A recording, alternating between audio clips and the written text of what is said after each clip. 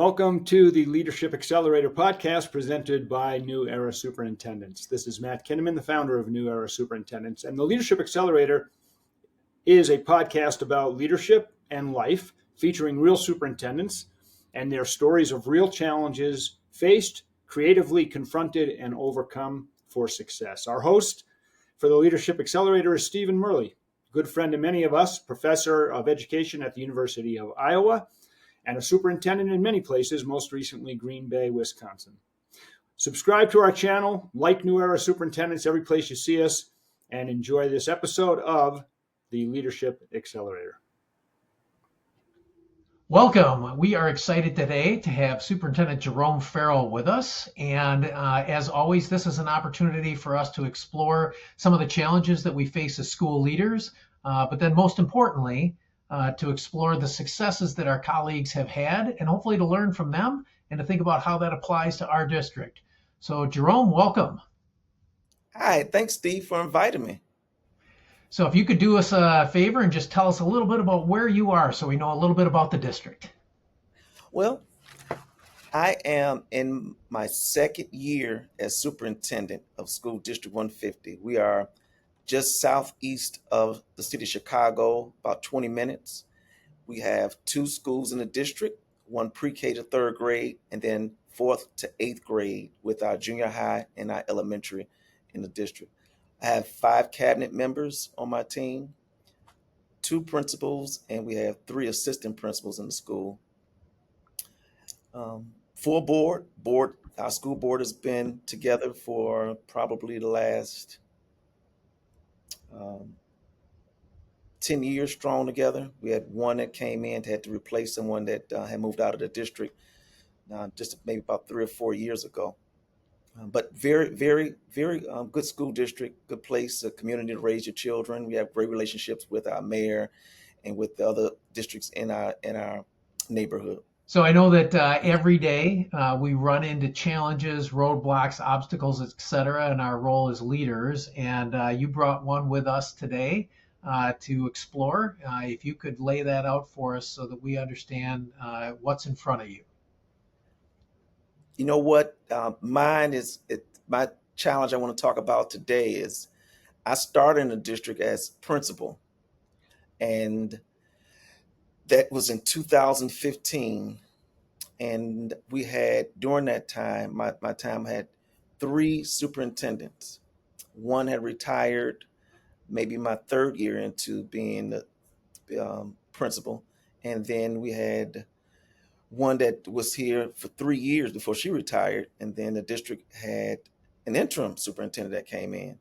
So they were in a bit of struggle trying to find someone with the right fit, someone that met the needs of the district in terms of leadership style, having compassion about the children and the staff and the community, knowing the community.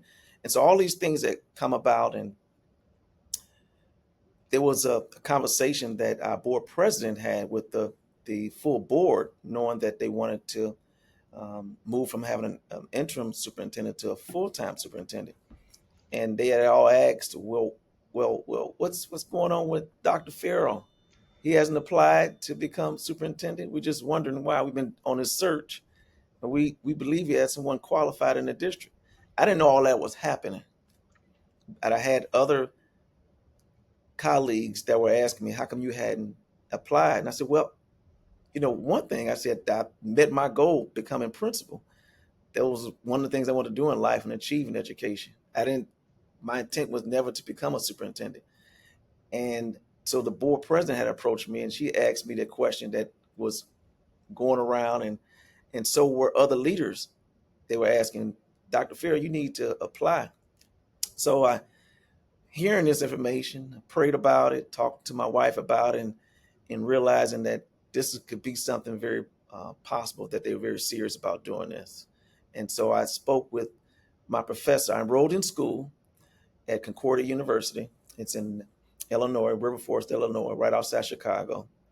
And I spoke with my professor, and my professor shared with me that if they're asking you to your thoughts about being a superintendent, then they're pretty serious, Jerome. they're pretty serious. So I would go back and have those conversations, with the board members, and let them know, if you're interested, that there'll be a commitment that they'll make to you and you'll make to them, that when you finish your coursework, you will become the superintendent. Now, why did I bring this up as being a challenge? Because as we know, as superintendents and as community members and so forth, and teachers and staff, that in order for a district to move forward, it starts at the top.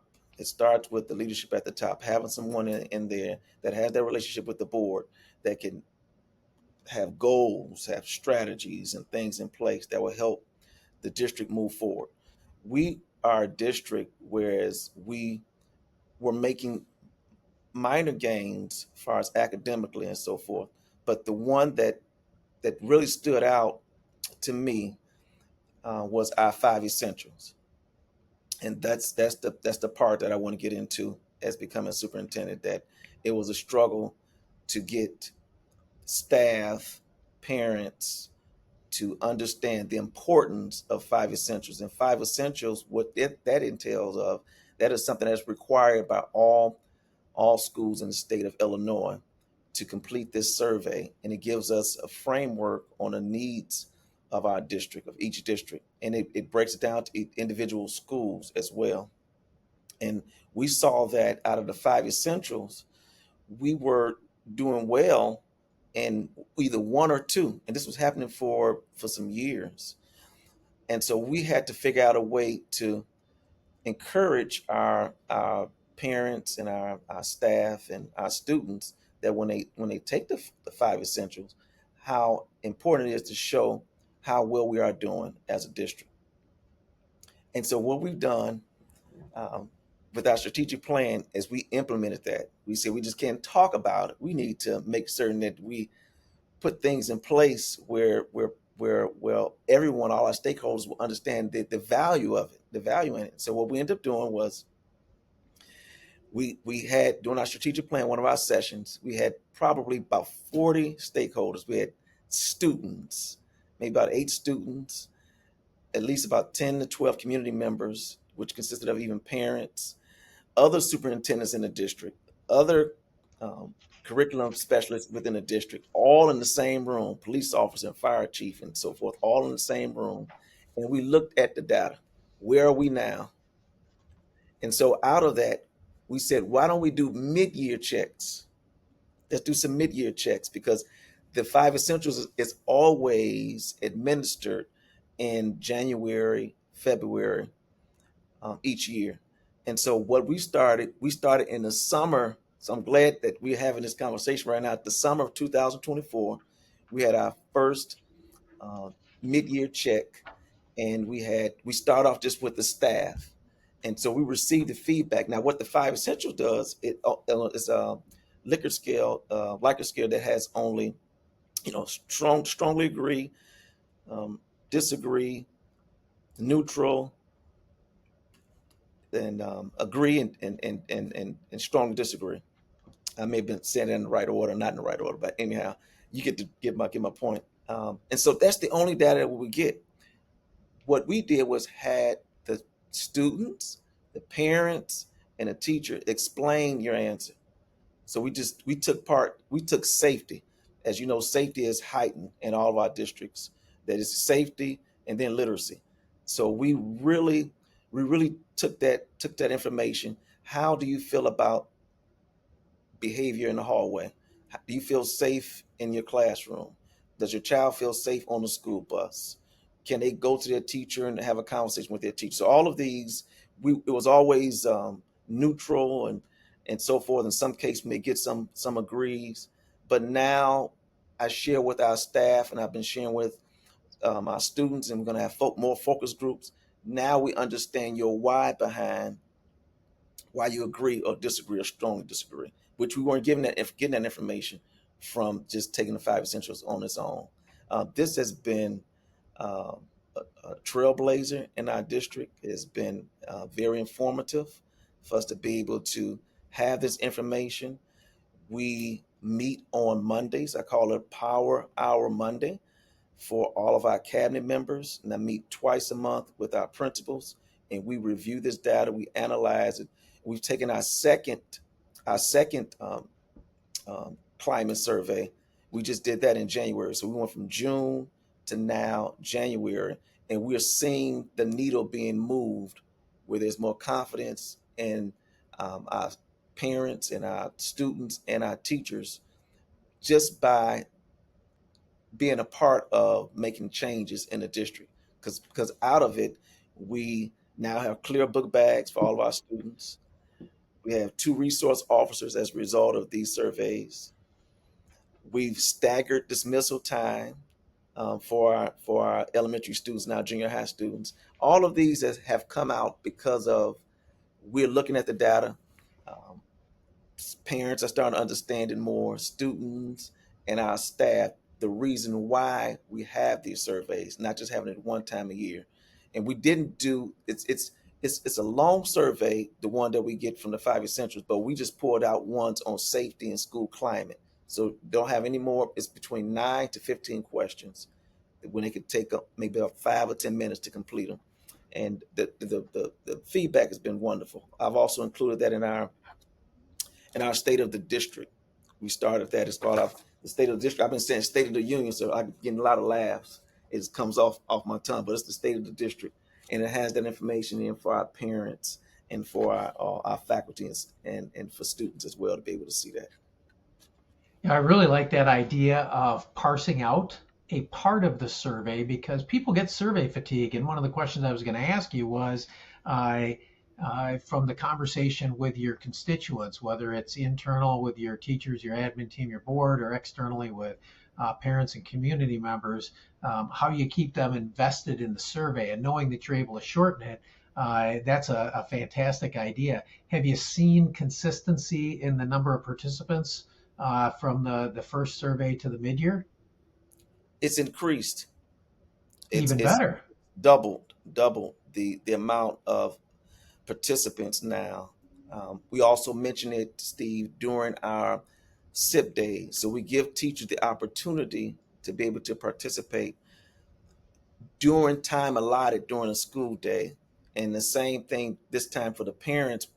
We emailed the parents, but we said next time we will give it to them during the parent teacher conferences so that they can get that, have it on the QR code so that we can get that Mhm. data immediately before they even leave the door, before they leave the building. Yeah. Well, I think the other thing that makes a huge difference there is what I heard you say, which is so oftentimes we participate in a survey. We have no idea whether you read it, whether you're doing anything with it, what value did the district find in my participation? And you're taking that content and clearly being able to say, we heard this and we did this. And so when you say that you're seeing your participation doubled, I think people want to have a voice, but they want to know you're going to do something with your voice. And when you take their input and then turn it into action, like you've described with the start times and the backpacks and the things like that, that creates stamina, is the term they use it in the survey field. It creates stamina where people will come back because they know you're going to use it again. So is your next plan, are you coming back to them again? You said during parent-teacher conferences, and when will that be? The next time would be this spring. Okay. And so we may forfeit this parent teacher conference because they'll just have completed in February. Right. But starting next year in the fall, when we have that November conference, that's the feedback that I received from our power hour. Well, Dr. Farrell, why don't we have it during a parent teacher conference? So we're going to that because that'll be the third time this year that they would have done it when we actually had the 5 essentials survey that's created by the University of Chicago. So we're going to start that in November. November will be the next time after this spring from the University of Chicago. Well, I really like that too, because that's the other thing. Not only do they need to see how the results are being put into action, but then when you can establish a cadence with them so they know, oh, I'm going to get it every November at parent teacher conferences. Here's when I'm going to see it. So now that I know when I'm going to see it, I anticipate that it's going to be on my calendar. I have an expectation that I need to participate. Mm-hmm. And so not only you have the stamina that goes along with it, but the persistence where they continue to come back year over year and complete that.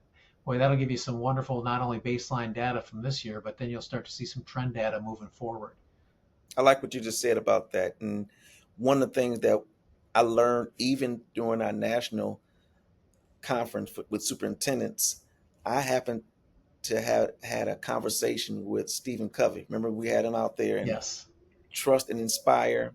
And I tell you, I believe what we were doing were we were trying to motivate all of them to do it. But when he gave that explanation of inspire, I think having each child and parent and teacher being able to write out or type out why they responded the way that they did, and for them to be able to receive emails from me letting them know the importance of it, and seeing the changes, seeing the needle move. Because as a result, I believe these surveys had something to do with even our attendance increasing across the district.